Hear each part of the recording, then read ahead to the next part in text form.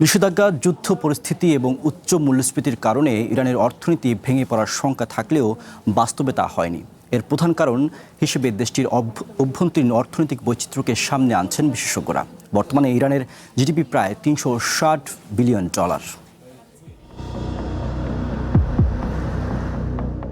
কয়েক দশক ধরে ভূ রাজনৈতিক নানা সংঘাতের সঙ্গে প্রত্যক্ষ পরোক্ষভাবে যুক্ত ইরান।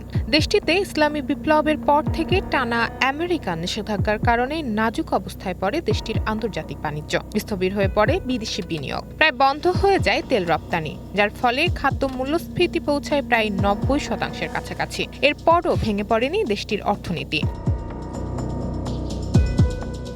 বিশ্লেষকদের মতে, নিষেধাজ্ঞার কারণে যখন আন্তর্জাতিক বাণিজ্যে কণ্ঠাসা ইরান, ঠিক তখনই দেশটির মনোযোগ দেয় অভ্যন্তরীণ উৎপাদন বৃদ্ধিতে। কৃষি, শিল্প এবং সামরিক খাতে ঈর্ষণীয় উন্নতি করে দেশটি। একই সঙ্গে অভ্যন্তরীণ বাজারকে শক্তিশালী করার কৌশলও দেশটির অর্থনীতির বড় ভিত্তি হিসেবে হাজির হয়।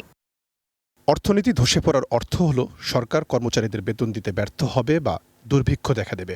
ইরানে এখনও সেই পরিস্থিতি তৈরি হয়নি। তবে এই স্থিতিশীলতার বড় মূল্য দিচ্ছেন সাধারণ মানুষ। খাদ্যপণ্যের দাম কয়েক গুণ বেড়ে গেছে। ন্যূনতম মাসিক মজুরি $100 নিচে নেমে এসেছে। সরকারি তথ্য অনুযায়ী দারিদ্র্য সীমার নিচে বসবাসকারী মানুষের হার AKS অর্জন করল গিনেস ওয়ার্ল্ড রেকর্ডস। AKS 5 বছরে 30% থেকে বেড়ে 45% পৌঁছেছে।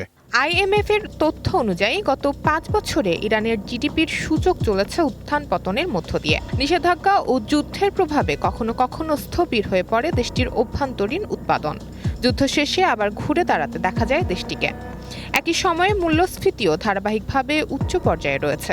এতে সাধারণ মানুষ বিপদে পড়লেও সামাজিক সংহতি বজায় ছিল। এটিকেই দেশটির অন্যতম বড় শক্তি হিসেবে দেখছেন আন্তর্জাতিক রাজনৈতিক বিশ্লেষকরা। শুধু নিষেধাজ্ঞা নয়, দীর্ঘদিনের দুর্নীতি ও দুর্বল প্রশাসনও অর্থনীতিকে ক্ষতিগ্রস্ত করছে। রাষ্ট্রীয় তেল বিক্রির অর্থ আত্মসাৎ এবং বিপুল পরিমাণ বৈদেশিক মুদ্রা দেশে না ফেরার অভিযোগও রয়েছে।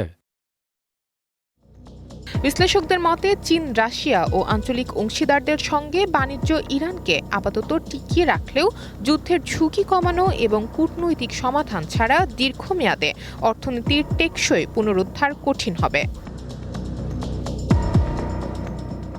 শবনাথ স্মৃতি, ওয়ান বিজনেস ডেস্ক।